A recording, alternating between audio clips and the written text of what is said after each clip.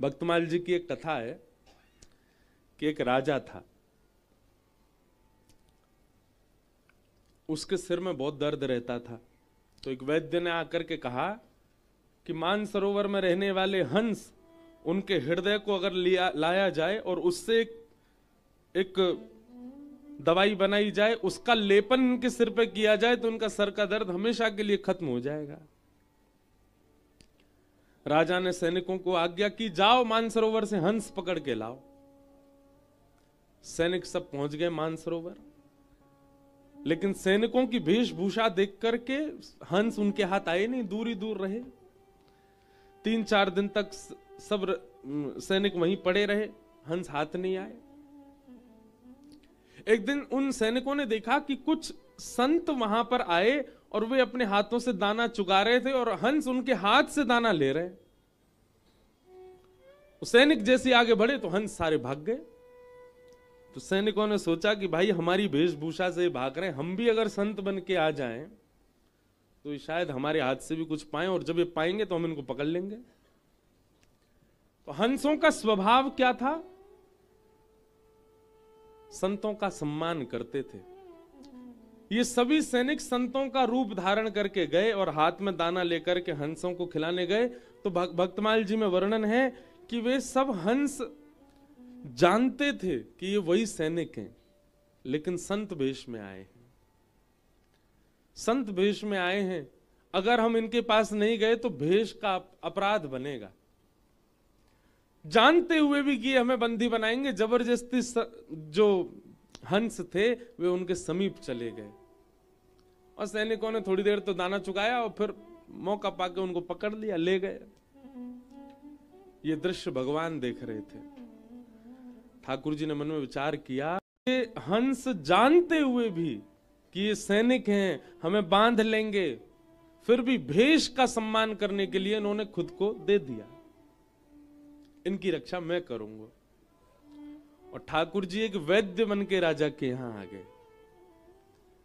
हंसों को लाया गया पिंजरे में बंद करके, बस उनका वध करना ही था कि तुरंत ठाकुर जी आए और ठाकुर जी आके बोले, राजन सुनो, हम आपसे वचन देते हैं, इन हंसों को अभी मत मारो। हम एक औषधि आपके माथे से लगाते हैं, अगर 2 दिन में आपका दर्द ठीक ना हो तो आप इन हंसों का वध करना, लेकिन आपका दर्द यदि जड़ से खत्म हो जाए तो इन हंसों को छोड़ देना। राजा बोले ठीक है। अब भगवान अपने हाथ से तो कुछ भी मिला दें, वो मट्टी घुमा के लगा दें तो ठीक है जाएगा। ठाकुर जी तो नाटक कर रहे हैं, जे डाल वो डाल, घुमा के उसमें एक बढ़िया सा लेप बनाया, राजा के सिर से लगाया, लगाते ही दर्द दूर हो गया। 2 दिन तक देखा दर्द नहीं हुआ। बोले महाराज आपका औषधि बहुत बढ़िया। ठाकुर जी बोले बस हमारी यही भाव है कि आप इन हंसों, बोले आप कुछ मांग लीजिए, बोले बस एक ही मांग रहा है, इन हंसों को छोड़ दो। बोले ठीक है। हंसों को मुक्त करने लगे, इतने में ही वो वैद्य वहां से अंतर ध्यान हो गया। तब हंसों ने पिंजरे से बाहर आकर के बताया, बोले राजन ये कोई सामान्य वैद्य नहीं था, साक्षात ठाकुर जी थे। हम जानते हुए भी कि ये सैनिक हैं, लेकिन इनकी भेष संतों की थी, इसलिए हमने अपने आप को बंदी बनवाया। इस बात से रीझ करके ठाकुर जी आए तुम्हारे माथे से लेप लगाने के लिए।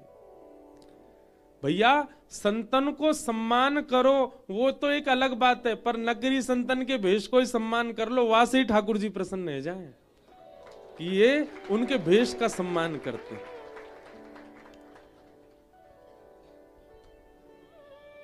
कलयुग यदि जीवन में आ जाएगा ना बंधुओं, बहुत सावधानी से सुनिएगा, हमारी भक्ति में सबसे ज्यादा बाधा यदि कोई है तो वो एक ही है, और वो है वैष्णव अपराध। और ये हम सबसे बनता है, मुझसे भी बन जाता है। वैष्णव अपराध हमारे जीवन में यदि बन रहा है और बार बार बन रहा है तो इसका मतलब है कि आपके ऊपर कलयुग का प्रभाव है। आपको एक साधक को देख करके भी, एक भजनानंदी को देख करके भी आपके मन में यह भावना आती है कि कहीं ना कहीं ये थोड़ा बहुत तो आडंबर है। ये वैष्णव अपराध है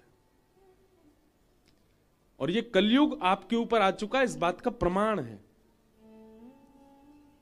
आप बिहारी जी गए और शिकुंज बिहारी लाल जी का दर्शन करते समय तभी आपने पुजारी जी जो आगे घूम रहे थे और उनके प्रति ऐसी भावना आ गई, जो पुजारी जी तो बस पैसा लेवे के काज डोल रहे हैं, बन गया अपराध।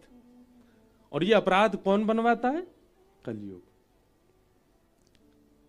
भक्तों का स्वरूप ऐसा नहीं है, मीराबाई का स्वरूप ऐसा नहीं था। मीराबाई तो जिसको देखती उसके रूप में, उसके स्वभाव में, उसके गुण में, सब में श्री कृष्ण का ही संबंध देखती। हमारे हरिराम व्यास जी का चरित्र कहा था अभी जयपुर में, व्यास जी के चरित्र में आता है हरिराम व्यास जी का स्वरूप कैसा था। कोई बढ़िया लोभी व्यक्ति उनके पास आता, जो बहुत लोभी है, उसको देख करके कहते, वाह भैया तुम पे बामन भगवान बड़ी कृपा है। बामन भगवान भी तो 3 पग जमीन से तीनों लोक लोभ में ले आए थे। कोई बहुत क्रोधी दिखाई देता, वो हो जय हो परशुराम भगवान के अंश। हरिराम व्यास जी की दृष्टि ऐसी थी।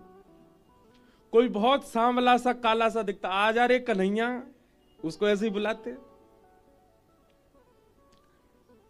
किसी का सौंदर्य अद्भुत होता, अद्भुत गंभीरता होती, अरे जय हो मेरे राघव, वो व्यक्ति के नाम से उसको पुकारते ही नहीं थे, व्यक्ति के स्वभाव से उसको परखते ही नहीं थे।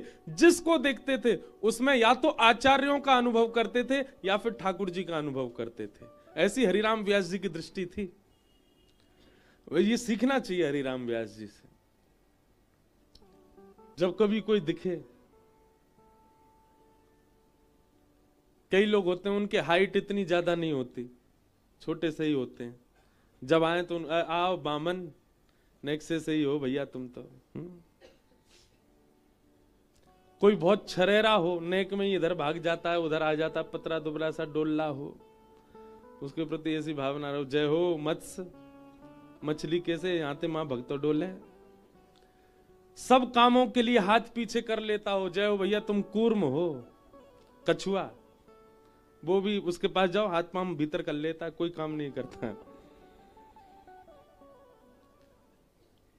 ये दृष्टि बनाओ, साईं परिकर के ही बना लो, आज से ही कर लो।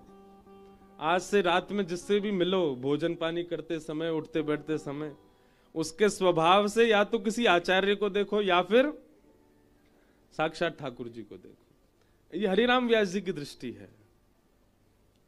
उन्होंने कभी किसी व्यक्ति के स्वभाव गुण से किसी को नहीं परखा। तो कलयुग जीवन में आएगा तो आपको आडंबर दिखेगा, आपको सदपुरुष में भी आडंबर दिख जाएगा। चैतन्य महाप्रभु वे जब विचरण करते थे तो कोई नाटकबाज व्यक्ति भी हो, कुछ नहीं, केवल पैसा कमाने के लिए भगवान नाम गा रहा है, चैतन्य महाप्रभु उसके मुख से भी नाम सुनकर के नेत्रों से भाव विह्वल हो जाते, उसके चरणों में प्रणाम करते, भैया धन्य है। सब लोग आके कहते, अरे जे पाखंडी है, जे केवल पैसा कमाने के लिए नाम गाता है। चैतन्य महाप्रभु कहते, और पैसा दो इसको, ताकि इसके मन में और लोभ जगे पैसा का, कम से कम उसके चक्कर में नाम तो गाएगा। ऐसा गुण देखते थे। पर हम लोगों का स्वभाव विचित्र है, हम लोग 2 मिनट में अवगुण ही देखने लग जाते हैं सबके भीतर, और ये कलयुग ही करवाता है हमसे। कई बार बंधुओं हम अपने गुरु के प्रति भी अवगुण देख लेते हैं, ये कलयुग का प्रभाव है।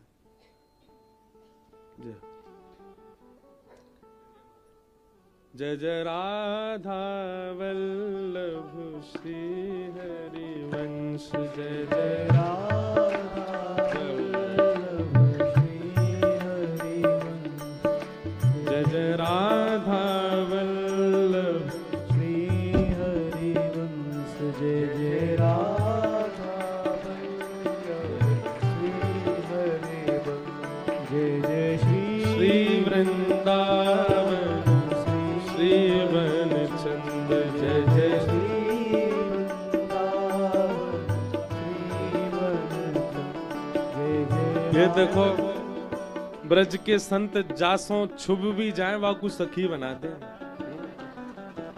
सखी बनवे को मतलब है ठाकुर जी की अधिकारिणी बना दे। हमारे